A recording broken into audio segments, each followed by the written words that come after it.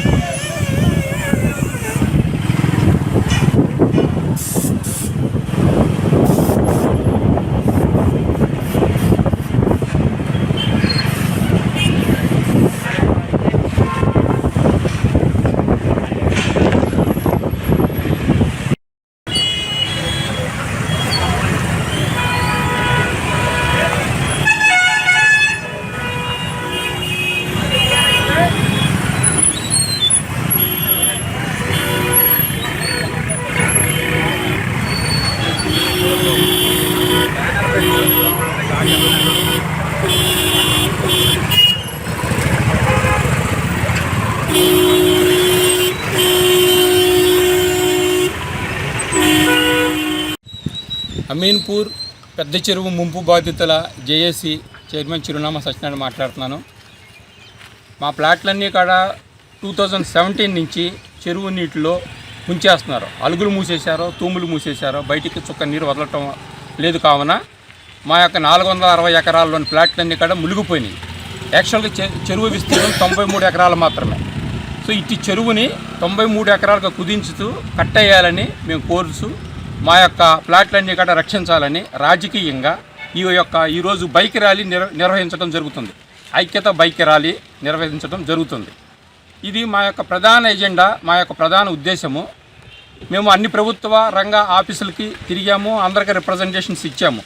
కానీ రాజకీయంగా కొంత కదలిక రావాలి. సీఎం రేవంత్ రెడ్డి గారు ఈ విషయంపై దృష్టి పెట్టి మా సమస్యకి సరైన పరిష్కార మార్గం చూపాలనే ఉద్దేశంతో ఈ యొక్క బైక్ ర్యాలీ నిర్వహించడం జరుగుతుంది ఈ రోజున. కావున దయచేసి గౌరవనీయ పొలిటికల్ నాయకులందరూ కూడా, అన్ని పార్టీ నాయకులందరూ కూడా మాకు సహకరించి మా క్లిష్టమైన సమస్యకి పరిష్కారం కోసం మీరందరూ కూడా మాకు సహకరించాలని కోరుకుంటూ ఈ బైక్ ర్యాలీ అమీన్పుర వ్యాప్తంగా తీయటము ఈరోజు జరుగుతుంది. ఈ విషయంపై దృష్టి కేంద్రీకరించి మా న్యాయమైన కోరికను నెరవేర్చాలని, చెరువుని 93 ఎకరాలకే పరిమితం చేయాలని ఈ మీడియా ముఖంగా మేము కోరుకుంటున్నాము. జిల్లా అమీన్పూర్ పెద్ద చెరువు ముంపు బాధితుల జేఏసీ సభ్యులకు, మీడియా మిత్రులకు నమస్కారం. మీకు మనందరికీ తెలిసిన విషయమే. చాలా కాలం నుండి మేము దీని మీద ఈ ముంపు పెద్ద చెరువు వల్ల ముంపు పాలైన 5,000 కుటుంబాల తరపున పోరాటం చేస్తున్నాం. ఆ పోరాటంలో సందర్భంగా 30 రోజులు దీక్ష చేశాం టెంట్ వేసి. కానీ అధికారుల నుంచి ఏ విధమైన స్పందన లేదు. అదేవిధంగా చిరునామా సత్యనారాయణ గారి ఆధ్వర్యంలో మేము ప్రతి గవర్నమెంట్ ఆఫీస్ చుట్టూ ప్రతి వారం తిరుగుతూనే ఉన్నారు, మెమోలు ఇస్తూనే ఉన్నారు. కానీ ఏ విధమైన స్పందన రాలేదు.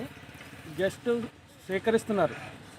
కలెక్టర్ నుండి అందరూ కూడా మేము ఇచ్చిన అభ్యర్థనలు చూస్తామని చెప్తున్నారు.